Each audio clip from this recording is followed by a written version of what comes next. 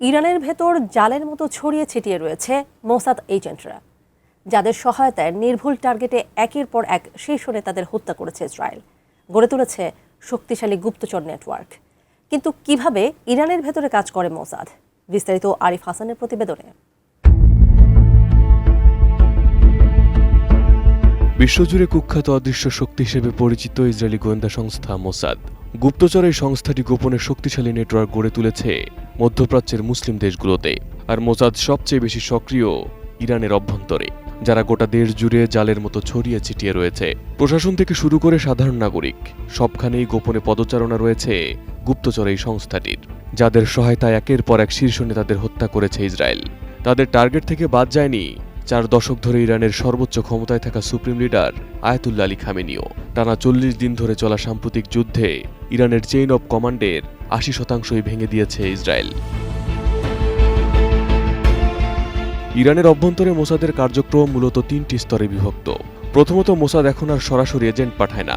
তারা social media, ভুয়া gaming app বা ফ্রিল্যান্সিং সাইটের আড়ালে সাধারণ ইরানিদের টার্গেট করে।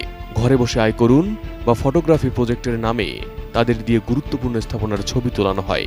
এদের বলা হয় স্লিপার সেল, যারা বছরের পর বছর সাধারণ মানুষের মতো মিশে থাকে এবং চূড়ান্ত নির্দেশের জন্য অপেক্ষা করে।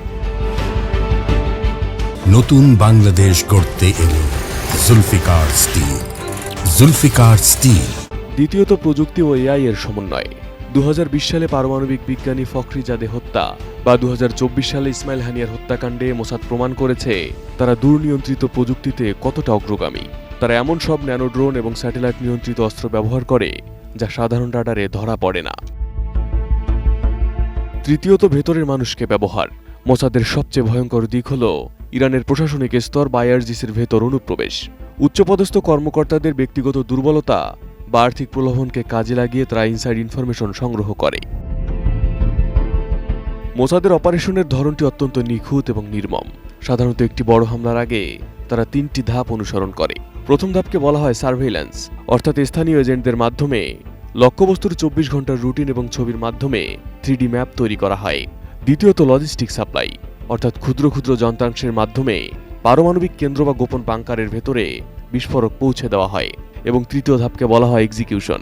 এই ধাপে হামলা চালানোর সময় তারা এমনভাবে সিগন্যাল জ্যাম করে দেয় যে ইরানের আকাশ প্রতিরক্ষা ব্যবস্থা কার্যকর হওয়ার আগেই কাজ শেষ হয়ে যায়।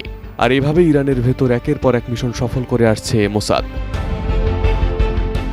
Arif Hasan, ATN news.